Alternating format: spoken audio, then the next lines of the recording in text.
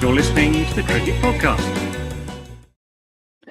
Hello, everyone, and welcome to the Cricket Podcast for our Friday IPL wrap-up. I'm Jack Hope. I'm joined by Ross Slegg. How are you doing, Ross? We've got two games to talk about. Which one captured your imagination most? Well, I'm loving the fact that you've made the Shashank Redemption pun, which is fantastic. So I'll go for the Punjab Kings win over Gujarat, as the last game we just watched was like watching a 1980s ODI. It was a bit tedious, yeah, Ross. We'll be talking Gujarat v the Punjab Kings. We'll be talking Sunrisers Hyderabad v the Chennai Super Kings, and then we're going to do 45 minutes on the opening day of the County Championship, which will be good. That sounds harsh. That sounds like we hate the County Championship. I shouldn't have said that. Sorry, everyone, for making it sound like I don't care about that. But there were only about 4 overs bowled across all 9 matches, so it wasn't the most thrilling day there. Ross, before we get going, what messages do we have for listeners? We are sponsored by Serious Cricket. So if you need new kit for this season and you're based in the UK, then go on to seriouscricket.co.uk and use our link that we'll put into the show notes after we're done, and you'll get a nice little treat. Yeah, do that. Right, Ross, we'll start with today's game between Sunrisers Hyderabad and CSK. Chennai Super Kings, they batted first, and I think they were quite a lot less than super, to be honest. They laboured their way to 165 for 5. The Doob, he's fantastic. I said he's like Monty Panesar crossed with Thor. Doesn't look like he can bat, but boy, can he crush it. He was good. Everyone else, I'm giving a solid 4 out of 10 rating. Chennai Super Kings, you need to up your game. Not really. I don't know if any of this really fits into a summary. This is where we normally get Max to do them, but I'll carry on. In the second inning, Sunrisers, they came out and it was amazing. It was a breath of fresh air. Abhishek Sharma, 37 off 12. Wow. 4 sixes, 3 fours. Then he was out. And Aidan Markram came in and he continued smashing. And it was looking really good. And then Travis Head was out. And for some reason, they sent in Shabazz flipping Ahmed. I don't know why. 18 off 19, slowed the whole game down. Look, I know that Chennai Super Kings bowled a lot of spin and it was harder to score. But if you've got Heinrich Klaasen and net run rate's a thing, why don't you use Heinrich Klaasen? That's all I'm saying there. It was confusing. They do eventually win with a healthy 11 balls to spare. But I'm disappointed, Ross, because we've been talking about Sunrisers as the must-see team in the IPL. Like, they're the fun boys. It's KKR and Sunrisers in the battle of the fun boys. Sunrisers, they were absolutely mashing for 30 overs. They bowled really well. Pat Cummins looks good. Unad Kat, he's turning in performances. And then they score a runner ball for 8 overs and took the air out of things a little bit. What did you make of the game? I just don't know. Like, we've seen quite a number of teams not really go for the kill early on, and I don't really understand why. Especially because there's going to be quite a lot of pudding in the middle who's going to be battling for fourth. Like, fourth could easily be decided on net run rate, and I think that it's a bit weird. Like, Shabazz Ahmed is not a brilliant cricketer. He's maybe a C level domestic talent in this. Should he really be playing every single game? Probably not. Heinrich Klaasen, it's not like he's Tim David, where he can't actually play against spin, as all the people keep on telling him, and he has to be protected. Like, Heinrich Klaasen mashes anything that's in front of him. So why did they do it? And I'm a little bit, same as you. I wanted this game to be done and dusted very early on, and for CSK to get a bit of a hiding, because the way in which they approached their batting, even if the pitch was a little bit slow, it left a lot. It was just a bit dull. Like, the fact that Doob could strike at like 190 or whatever he struck at, and the rest are playing ODI cricket, it was very, very surprising, and a little bit concerning. Their last 2 performances have been below par. I also didn't understand some of their decision making anyway, when Moeen Ali doesn't even have a go. Like, I don't understand some of the decision making that's gone on for CSK, and then for Sunrisers, Shabazz Ahmed, like, there's no way he should be there. Nitish Reddy looked quite exciting. Had a nice little reverse sweep and a big old pound down the ground. But isn't Abdul Samad's job to come in and strike at like 200? Again, was it just a time to give everyone a bit of a go? I wondered that. I genuinely did think maybe they're just letting everyone have a bat here because why not? Or the other conspiracy theory that I came up with, Ross, was that the IPL as our competition and the broadcasters were stood to lose quite a lot of money by this game being, well, it could have been an hour shorter than the average IPL match. So I reckon, what's his name? Jay Shah got on the phone to Daniel Vettori in the SRH dugout and said, "Who have you got that can drag this game out for an extra 40 minutes?" And that's why Daniel Vettori sent in Shabazz. Should we talk about Chennai Super Kings? They started 2-0, Ross. And that was good. We were talking them up. We were saying this is a competent team. They know what they're doing. They've got people in the right roles. Then they lose to Delhi, and our reaction to that was, look, shit happens in the IPL. It's wild. Like there's a big element of luck. It can just be, you can just have a bad day. They followed that up rather, with a pretty uninspiring defeat here. Now I know they lose a couple of players. Like Patarana is out, and Mustafiza has got to, or had to go back to Bangladesh to sort his visa for the World Cup. But neither of them bat. So that only explains sort of part of what kind of didn't go wrong. And actually for Chennai, the bowling was fine. Batting, though, like 165 for 5 is a pretty poor score, especially when you factor in the impact sub. Like, that isn't good. No, and literally, you've just seen MS Dhoni go wild in the last game, right, against Delhi, and it's a little bit just like towards the end, like Daryl Mitchell, 13 off 11. Like, you're supposed to be finishing the game off here, mate, and he literally just he's finishing off by putting people to sleep, and it is really quite disappointing when you saw how the Doob was going. Old Jinx there, kind of striking at 116 again. Like, just give it a little bit more welly, mate, and take a bit more risks. Like, the team bats pretty much all the way down to Deshpande, and Deshpande can hold a bat, right? And you're just like, you don't want to see Tikshana bat and Chowdhury bat, but all the way down, and it just feels like a little bit of a missed opportunity for them to put Sunrisers under a bit of pressure. And the way in which Abhishek Sharma completely took down Chowdhury opening up, the game was already gone inside 2 or 3 overs. Yeah, it was. I mean, I think they only scored 38 runs in the last 5 overs of their innings, Ross, which is that's weak. That's really not good. Yeah, and you can sometimes put it down to decent bowling, and don't get us wrong, like some of the bowling that was good from Sunrisers, but at the end of the day, you do have to take a little bit more risk when you bat that low, and it was just too conservative from CSK on this occasion, and they are trending downwards at the moment, which is a little bit of a worry for them. I think the other concern, at this point in the game, in the last 5 overs here, that neither Jadeja or Mitchell hit a single six. Anyone can go out there and have a bad day. Yeah, that's 13 off 11. It could happen to literally anyone in that scenario. And Jadeja's 31 off 23. You can say a similar thing. Like you can end up with those numbers having tried really, really hard to hit some runs, but they didn't. They just knocked the ball around. It was like they completely misdiagnosed what a good score on this pitch would be. And well, I mean, that in most ways is the story of the game, I think. Yeah. What are you going to say? They're both capable hitters as well, right? We've seen Jadeja boom, so we've seen Mitchell go down on it, and you're just like, it's pretty good. But when you've got people like Moeen Ali and Dhoni in the side, roll the dice. And I think it's a massive missed opportunity here because CSK are a playoff favourite, but with with people not entirely in form, it's a little bit of a concern. But it's how it goes. I was also surprised to see Mukesh Chowdhury actually drafted in to the team. I know he's got hit into that space, but looking at the side, they were always going to bowl numerous overs of spin.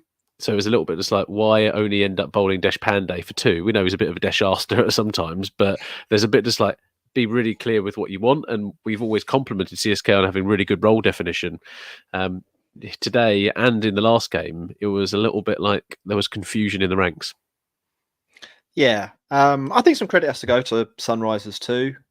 They bowled pretty well. We saw Bhuvi back to his best, particularly at the death. He bowled a fantastic over. I think it only went for 4 runs. We saw Pat Cummins really settling into his role in the middle overs. Only we didn't really tip him to do that well, but in the entire IPL so far, he's only been hit for more than 10 runs in an over 3 times, which isn't too bad for 16 overs worth of work from a guy that nobody had massive high hopes about. And Jaidev Unadkat, who has spent 9 of his 10 years in the league being a whipping boy, he's having an okay season. Like this was good bowling again from him. This bowling attack, Ross, considering they don't have a frontline spinner, really. I mean, Markande. No, Mm. Jenny, I think you're just as good as Markande, is my view at the moment. Considering it's an all-pace attack, they really did bowl well for the conditions, didn't they? Yeah, and I think sometimes on pitches like this, you've seen it before. Like when Harshall took a load of those wickets in, was it last season or the year before? I think it was the year before. Yeah, the pitches suited, and actually their paces were almost like a perfect kind of cocktail for it. And they just managed to have some decent plans. And I also love the fact that they snuck in an Abhishek Sharma over as well. I think some IPL teams are a little bit reluctant to try something a little bit different. And actually, they went for it, and it kind of came off on this occasion. So all in all, I think it's not too bad. Markram needed to hit runs as well today, as well. So on the batting side of Sunrisers, I think Abhishek has just been brilliant, like a real genuine threat at the top of the order. Travis Head has slotted in really nicely, and Markram had a bit of a point to prove in terms of, right, do I really belong in this side, or should Glenn Phillips come into it? And I think his 50 today was controlled, was aggressive enough, slowed down a little bit, but overall a really comfortable victory for Sunrisers, which you probably wouldn't typically have foreseen against the CSK side. I think on this pitch as well, you'd have thought it would have actually played into CSK's hands, and that they'd have done what they needed to do to get the 180 on the board and then really strangled Sunrisers. But that is just really obviously not what happened. It was actually the other way round. And fair play to Sunrisers. They're starting to look like a team that could cause problems. Obviously, they're both 2-2, and I think I'd probably say on balance, Ross, that I would back Chennai over Sunrisers to eventually make the playoffs. But there's definitely hope here for Sunrisers. Like this is a team that look pretty good, especially in these conditions. Yeah, I think if they can keep their bowlers fit as well, right? Natarajan has fallen down kind of maybe 2 more games time until he picks up an injury. Bhuvi Kumar as well hasn't looked his best, looked okay today. And so it's again, can they keep those people actually in the team and fit and firing? So even today, like we said, they gave some more people a go. And sometimes when you have people who haven't played for or batted or bowled, it was kind of like, I don't like cricket club. Everyone had a go today for them. So yeah, a good win. Yeah. Here's a question for you. When India crash out of the World Cup in the semi-finals because they don't score enough runs, they'll post 173 and be patting themselves on the back, and then West Indies will plunder their way to 184 in 17 overs or something like that. Will Abhishek Sharma be the player who we're all saying should have been on the plane instead of Rohit or Kohli or KL Rahul or whoever? I think he's brazen, isn't he? And I quite like that. But there is a couple of there's a real pecking order in Indian cricket, and in some cases, it's deserved. In other cases, you're just like you're picking a brand rather than actually someone who's going to win you a tournament. So I think if he continues in this vein, then there's going to be questions around it. But there's certainly an opportunity for change, I think. You've seen kind of Rinku Singh kind of blast his way into that team. But again, hilarious if he doesn't end up getting in the starting 11. So there's always a really weird dynamic. So I think it's more than a possibility that they somehow end up not picking Rinku. If you look at the players that are definitely going to be in that team. We're going to have to play Ishan Kishan. It's like, no, you're not. You really don't have to. Like, if they go for, I mean, there's a slight diversion, but if they went for like Rishabh Pant, Hardik Pandya and Jadeja all in the same team, it does squeeze out a batter, probably. Because I don't think Hardik and Jadeja probably between them are a bowler. They're not a front line 4 over bowler each. So who drops out? This is the question. We're not going to get into that now. It's not going to be Surya Kumar Yadav, is it? It's not going to be Kohli. It's not going to be Rohit. It's not going to be Jaiswal. Maybe the impact sub rule is going to come in. I don't know. Like solve this problem, but Someone's got to do some thinking there from an India point of view. Ross, I've got not much more to say about this game. But I think, it was one of those. It was a game, wasn't it? It was an IPL game, and it had a winner, and it means both teams are 2-2. And for the tournament, it's a good thing, I think, that teams are 2-2. There you go. That's my final summary. Any last words from you? Nope. Let's move on to Punjab Kings versus Gujarat. Cool. We'll take a quick break and be right back. You're listening to the Cricket Podcast.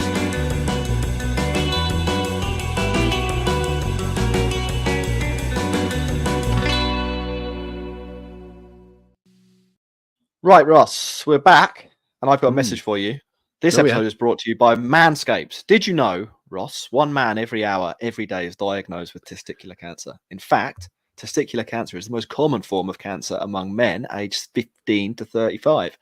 With April being National Testicular Cancer Awareness Month, our friends over at Manscaped have partnered with the Testicular Cancer Society to help spread awareness for men's health and early cancer detection. Visit manscaped.com/TCS to learn how to check yourself for early signs of cancer. And as always, you can use the promo code CricketPod for 20% off and free shipping at manscaped.com. Ross, in addition to Yes. providing the right tools and solutions for comfortable and easy grooming, Manscaped is committed to raising awareness and giving support for fighter survivors and families impacted by testicular cancer. That is why they'll be donating $50,000 to the Testicular Cancer Society. Help save lives and balls by going over to manscaped.com/TCS and sharing their funny, educational, check yourself video. And while you're at it, grab 20% off plus free shipping with the code CricketPod, because like a famous American philosopher said, take care of your chicken and your balls and your metals. Should we talk about Punjab Kings? That sounds like a good idea. This was a game where I think we coined it as you've got a professional team who is relatively conservative but know how to win versus a lottery, which is the Comedy Kings. And we said that Gujarat Titans probably have a slight edge with the team that they've got, but there was no way to rule out Punjab Kings because something could happen. And that something did happen because they decided, well, maybe they didn't decide, but David Miller was ruled out. And it wasn't quite the like-for-like replacement when they picked Kane Williamson in the 11. And it's always nice to see him play because he's got a pretty immaculate beard, which is good. And if he ever strikes over kind of 80, he does okay. But here it was the Shubman Gill show, and he looked every bit of what one of our beloved Patreon members, Sudeep, has kind of said. He looked in fine fettle. But again, like this side just couldn't. I don't know. I thought 199 was a pretty good score. I thought it was one of those things that was probably out of reach for Punjab Kings, and they were going to have enough to do it. And it was almost like it snuck up on you a bit. Like considering the fireworks we saw in the kind of few of the previous games, especially around KKR, it was almost like a casual 199. It didn't feel like there was fireworks that was going on. And then when you got to it, you're just like, yeah, it's unlikely that the Punjab Kings are going to chase us down. Shikhar Dhawan goes immediately, and then you're just a bit like, there's going to be an awful lot of pressure, and no one in the top four really does that much, right? Johnny Bairstow and Singh do okay, but it's not kind of setting the world alight. Still helpful innings, but you're kind of just like, right, Curran and Raza then fail, and then you're just like, bloody hell, they've got a guy in Shashank Singh who unfortunately was the wrong guy at the auction, right? If you remember at the auction, they were kind of saying, no, we take it back.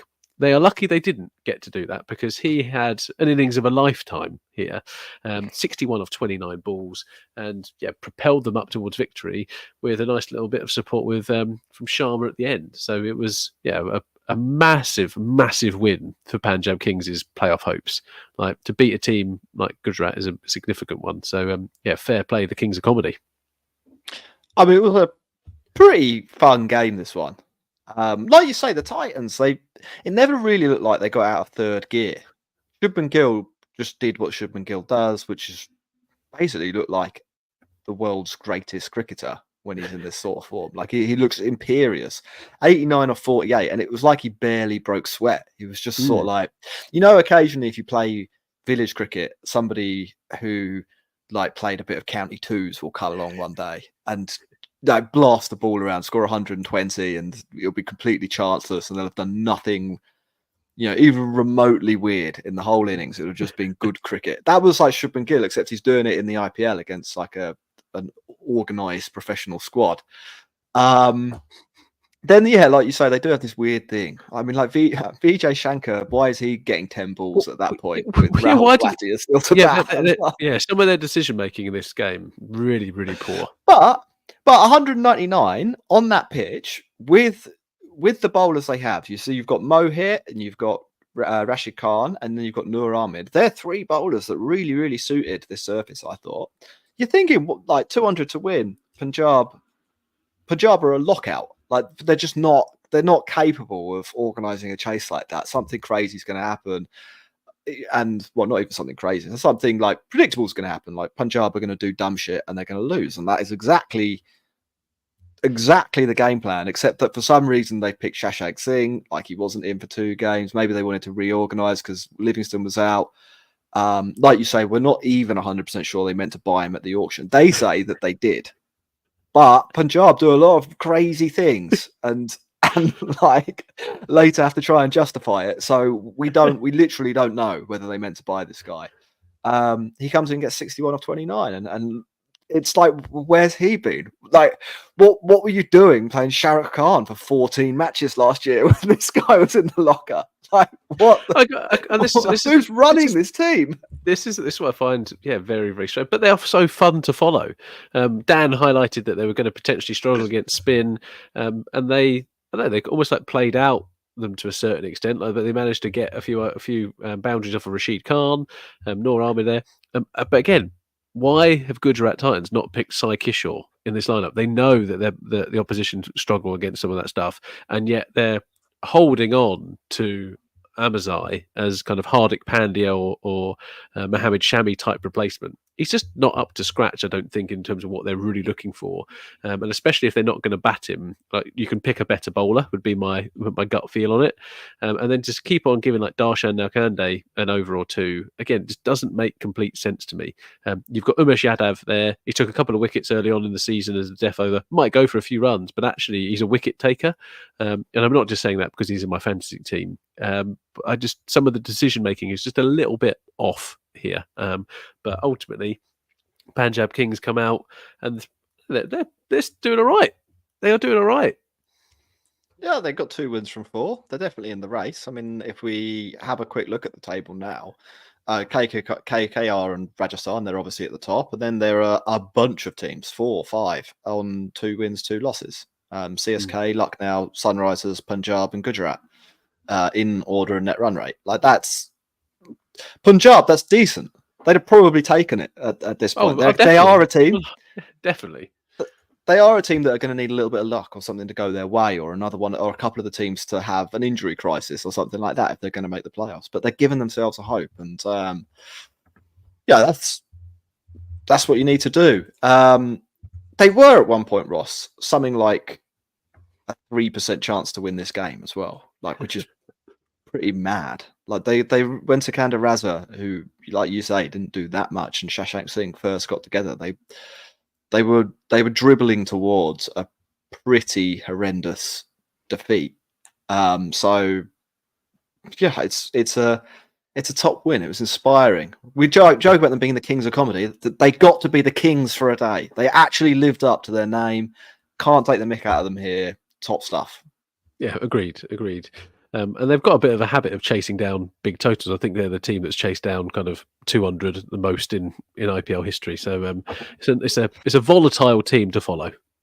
That's one of those things. It sounds good, but it's actually a little bit of an unwanted record, isn't it? Because you have to be chasing 200 quite a lot to have been the team that has chased 200 the most. Like they're probably also the team that have lost when they've conceded 200 runs the most as well. But your stat was much kinder to them than mine, and I said they're kings for a day. In my mind, they are the kings, and maybe we'll leave it at that. Yeah, and I think just a bit on the decision making at Gujarat for the last 2 seasons. Obviously, they're champions and then runners up, and you're kind of looking here, just kind of looking at their squad. I know there's some injuries around at the moment, etc., but I'm just not sure that they've got their right decision making when it comes to their 11. They are not putting out the best 11 players, and if they're not going to use Omazai as a batter in that space, then why not go with an out and out bowler? Because they've got the option, right? I'm not sure how fit Josh Little is, but Josh Little, we've seen him play literally in person. He's really, really quite good. Spencer Johnson is really quite good, and they are a point of difference up the top. And you look at Sai Kishore, I think I'll die on this hill, but he should be playing every single week in the IPL. He's that good, and he offers, because he's a left armer, he's offers something. And then Manohar and Sharat Khan, I mean, Vijay Shankar seems to get a good go every single week and does nothing. He was absolutely under the radar, but he does not contribute. And you're just a bit like, is there just something that we just don't see? So it's a little bit confusing for me at the moment. And they need to take a bit more of a risk if they're going to play Kane Williamson. I mean, I kind of get Vijay Shankar if you don't have Williamson, but I think Riddiman Saha, Williamson, Sudarsan, and Shankar in your top 5 is kind of bad. It might not be like heroically awful, but it's definitely not a lineup that's going to take the game away from you. There's a lot resting on Shubman Gill, and I accept in this scenario Shubman Gill did the business and that he was very, very good last year. But he will also get out for not many runs sometimes, and I think that is weird. I mean, honestly, I would want to move on to do a couple of quick previews, but I honestly don't get Williamson in a T20 team. Period. Like 26 of 22 is near the top of what you would expect to get out of Williamson there. That's actually a really good innings from Williamson. And he strikes at 118. That is not good enough. We're sitting here and they hit 199, right? They still end up with a pretty good score. They probably should have defended. But if you're a Gujarat fan, you're Ahmed a bad boy, you should be disappointed that they've let this one slip. Yes, we got some matches coming up over the weekend, Ross, starting with Rajasthan v RCB tomorrow. That should be, for Rajasthan Royals, that should be a win, shouldn't it? Yeah, it should be. It's disappointing there's only one game on a Saturday. I'm not quite sure this. It's already a really long tournament. Just play 2 games on Saturday and Sunday. That makes the most logical sense to kind of an outsider and a spectator. But Rajasthan are in a decent lick of form. We said before, they've not really kind of been troubled on the half. Jaiswal and Butler yet to fire, so hopefully for my pink boys they do the business there. But RCB are again a bit of a weird team. They've got next to no bowling other than kind of Siraj and maybe some of the overseas and kind of Topley, etc. And Glenn Maxwell obviously is their key spinner. But on this occasion, you're going to have a massive innings from a Faf, a Cameron Green, Maxwell, or Virat, and I wouldn't say they're in the richest vein of form at the moment. Cody's hitting runs, but he's not doing it very quickly, putting pressure on the rest of the team. Glenn Maxwell hasn't hit any runs yet. Cam Green has not lived up to the price tag that they traded him in for. So if everything goes right for RCB, there's a chance, but I'm not sure they are good enough to beat who I think are the favourites for winning this IPL. So I'm going to go for a win for the Pink Boys. I think that's fair enough. On Sunday, we've got Mumbai v Delhi, who, well, neither of them have started the season well. And if either of them are going to get back into contention at all, they absolutely have to win this. I think the loser of this, it's no exaggeration, is already out of the IPL. Now, I would expect Mumbai to win. And if you look at on expecting them to do something, don't we? Well, yeah. If you look at the bookmakers, they're like 60% favourite. So the bookmakers are basically pricing this as the best team in the IPL versus the worst team in the IPL. That's quite an extreme price. But it's Mumbai, and Mumbai, there's a civil war going on at Mumbai. Let's keep that narrative going. I think they're going to get off the mark here. I think they're going to destroy Delhi, and then everyone's going to be like, see, Mumbai are going to win the IPL. And then what will actually happen is they win about 6 matches and they get knocked out. But it's exciting, though. Yeah.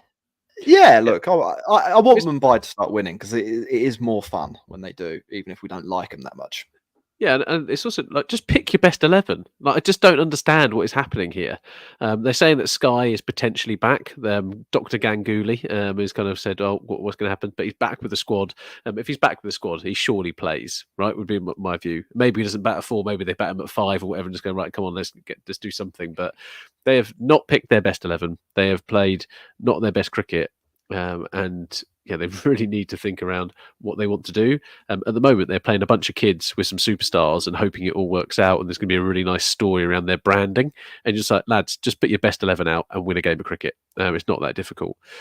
Delhi, on the other hand, like, what a weird franchise that is going on there at the moment. Absolutely baffling. Don't know if Kuldeep Yadav is going to be back. Don't know if Mukesh Kumar is going to be back. If they're not around, this is going to be another long, long day for them. Because if Mitch Marsh is bowling another 4 overs, like even Mumbai are going to take that to town, right? A lot is going to be riding on how David Warner can perform, how Prithvi Shaw can perform, and how Rishabh Pant performs with a bat. But yeah, they're a team that played shy hope, for fuck's sake. Like, it's an absolute embarrassment for them. So. Yeah, And they've still not picked up. They've still not picked up a replacement pace bowler. Why? So Like, waiting for Hazelwood, apparently. That's apparently why. On Sunday afternoon, it's Lucknow Super Giants versus the Gujarat Titans. So if you're on Mayank Yadav watch, you want to be tuning in for this one. This is probably the most exciting game of the weekend. Both teams have won 2, lost 2. It could be one of those sliding doors moments for one of them, like who drifts away from the rest of the pack, and it could be the impetus the other needs to go on and really challenge those playoffs. Ross, who are you going to back? The good spin team or the really fast guy? The really fast guy is purely on the fact that I've really liked their setup. In the last 2 games, they've had a really clear game plan. They've obviously got this cheat code in my Adav, which is exciting. But actually, the way in which they've gone around like dismantling RCB, I thought was absolutely spectacular. Like the game management of it was brilliant. But they are coming up against Neshra. And the Gujarat Titans have got a habit of doing that as well. And I think there'll be a little bit of introspection and a little bit of evaluation on what went wrong in the game against Punjab Kings. And I expect them to probably shuffle the pack a little bit, would be my guess. Hopefully David Miller has recovered from his niggle. And I think we'll probably see a bit of a shift in the makeup of their bowling lineup. And hopefully have Kane Williamson back on the bench. So a win for luck now for me on this occasion. Cool. Well, we'll be back in action after that game on Sunday evening, talking about the 3 matches over the weekend and having a look forward to the week after. Ross, county championship action. We're going to get it in. We're going to get it in. All of the games were rained off, nearly. Like a lot. Well, half the games were rained off. Because it literally is. Yeah, it's April. It's literally the start of April. In the ones where we did see cricket, and I'm not going to go into loads of detail here, don't worry. Normal stuff happened, except in the Middlesex Glamorgan game. Middlesex were pretty bad, have managed to concede 370 for 3 on the first day of their championship season. So, only 9 months more cricket or 8 months more cricket for them to endure, and then it will all be over again. Ross, Essex collapsed as well, which was quite interesting. Essex went from 170 for 2 to 244 for 9. So that's a nice little collapse that they've had there. It's always good to get that in for the first game of the season, isn't it? Nice little collapse. Yeah. Dean Elgar, the Cockinator, playing for them. Ross, I think we should wrap up there. Any final messages from you? No, Marcus Harris hit some runs, so that's exciting. So yeah, there we go for Australian fans. Cool. Well, thank you ever so much for listening. And if you want to keep on supporting us, like and subscribe, and then sign up for our Patreon. The Patreon has been fantastic this IPL. Messages at all hours, covering every single part of the cricketing world. So if you want to get involved in that, go to patreon.com/cricketpod and join up for as little as $4 a month. And remember, we're sponsored by Manscaped and Serious Cricket. So if you want your ball shaved, go to Manscaped. And if you want new cricket stuff to put your fresh new balls in, go to Serious Cricket. Goodbye.